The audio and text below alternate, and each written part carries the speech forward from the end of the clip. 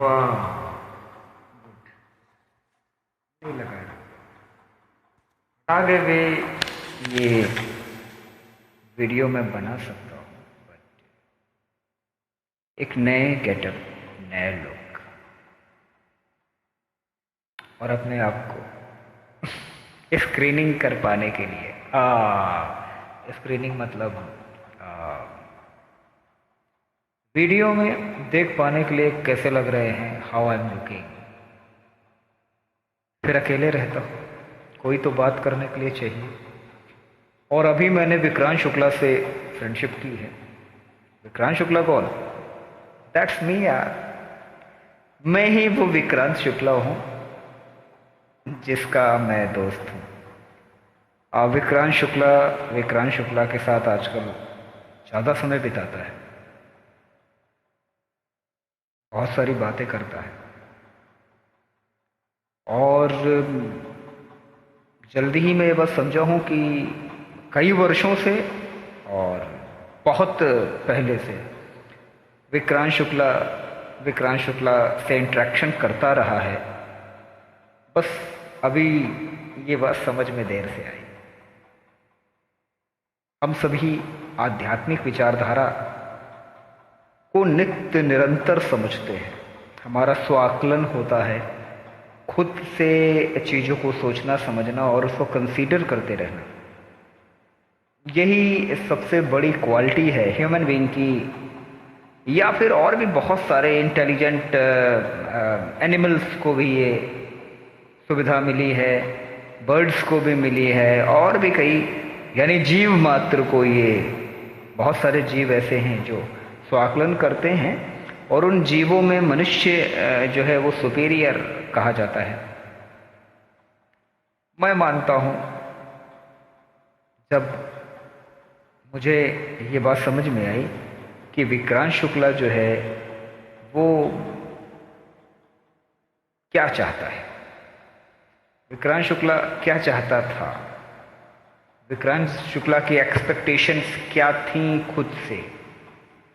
अब यही सारी चीज़ों को जब मैं देखने बैठता हूँ, समझने बैठता हूँ, तो अब बहुत सारी ऐसी परेशानियाँ थीं, बहुत सारे ऐसे स्ट्रेस थे, बहुत सारे ऐसे संशय थे जिनका समाधान मुझे मिल गया। आप भी पा सकते हैं। आपके भी बहुत सारे डाउट्स जरूर होते हैं। होता क्या है कि एक बहुत अच्छा सिस्टम ये है कि अगर हम सिस्टमैटिक लाइफ को जी रहे हैं तो हमें बना बनाया सेटअप अवेलेबल है। जिनके लिए है उनके लिए बहरहाल अभी मैं बोल रहा हूँ, जो एक एस्टैब्लिश्ड फैमिली में रहने वाले लोग हैं उनको कहीं ना कहीं एजुकेशन मिल जाती है मदर पेरेंट्स के माध्यम से, मदर फादर के माध्यम से। फिर बच्चे स्कूल जाते हैं, स्कूल के बाद में उनकी पढ़ाई, उनका गाइडेंस, उनकी लाइबिलिटीज़ और एक दिनचर्या मेंटेन कर दी जाती है और वो उसी में जीते जाते हैं और फिर वो उसी बनी बनाए रास्ते पे आगे बढ़ते जाते हैं। तो मैक्सिमम लोग इसी तरह जीते हैं। फिर भी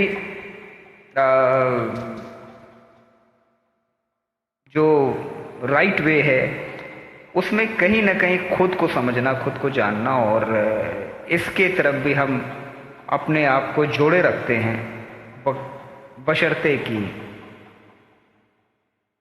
अपने इस भाव को समझ नहीं पाते। बहुत सारे लोग मन में दबाते हैं।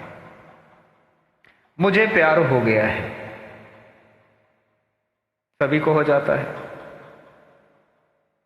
मैं इधर करीब 2 महीनों से कह लीजिए, 3 महीने से कह लीजिए,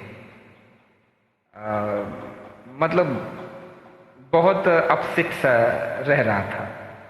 बहुत अच्छा नहीं लग रहा था लाइफ में। अचानक से सब कुछ रुक गया था क्योंकि जिनसे मुझे प्यार है और कई वर्षों से है, कई वर्षों से मतलब रिसेंटली जो मैंने फील किया, आई थिंक सो कि इस 2 3 4 साल के अंदर अलग तरीके का एक भाव है, लेकिन दिल को सुकून देता है, जीने का उद्देश्य देता है, आगे बढ़ने की एक प्रेरणा देता है। कोई तो हो,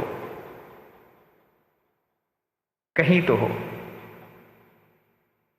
जो आपकी प्रेरणा को एक जीवनदायी एहसास देता रहे। मुझे भी कोई मिल गया, अचानक से मिल गया, कैसे मिला, क्या मिला, मैं डिटेल्स बोलूंगा तो लोग जान जाएंगे। बहुत अलग, बहुत अलग, बड़ी इनोसेंट सी सोच। और होता नहीं है कि आई डोंट नो, बट बस वन साइड लव, देखते ही हो गया तो हो गया। फिर प्यार बढ़ा।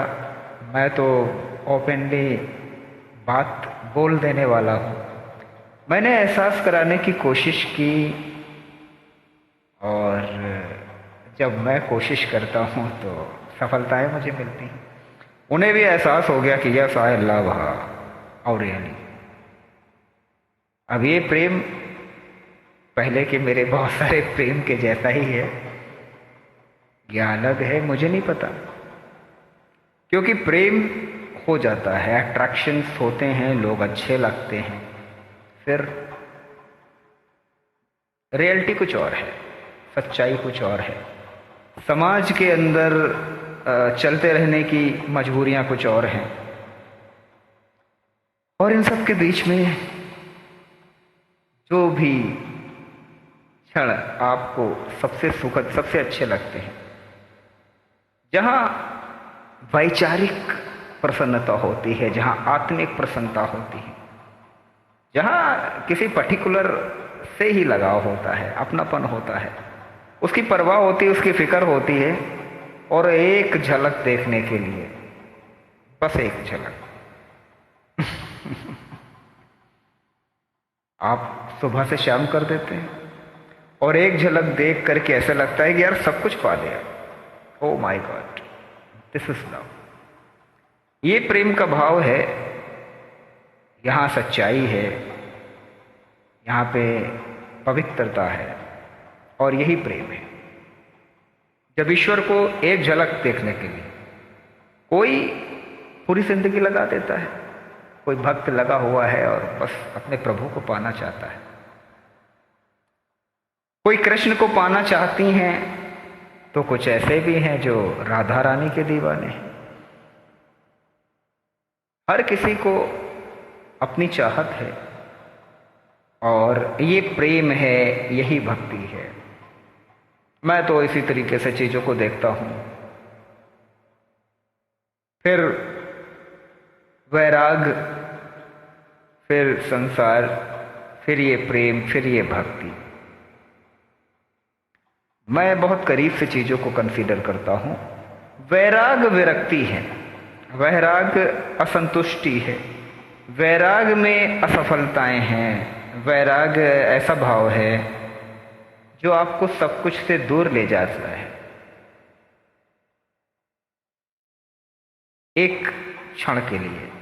लेकिन अगर वैराग के आगे बढ़ते हैं, नित्य निरंतर जो प्रक्रियाएं हैं उनके माध्यम से आप सही दिशा में चलते हैं, तब अंतिम क्षण और अंतिम लक्ष्य प्रेम है, और वो प्रेम ही पाना है। बहरहाल प्रेम छूट गया था, क्योंकि मेरी भौतिक आवश्यकताएं, मेरे भौतिक जीवन और भी कुछ कारण, जहां पे हम बड़ी बड़ी उपलब्धियों से दूर हो जाते हैं। मैंने अपने आप को सोचा, समझा, जाना, इधर अव्यवस्थाओं को भी बहुत करीब से जाना, और फिर पाया कि यार दिस इज द रीज़न। ना वैसे गाता हूँ, ना वैसे बोलता हूँ, ना वैसे अपनी भावनाओं को व्यक्त करता हूँ। सब कुछ क्यों छूट गया अचानक से? क्यों फिर एक शून्य की तरफ, शून्य की ओर जीवन बढ़ गया है? क्यों अब शब्द फिसल रहे हैं?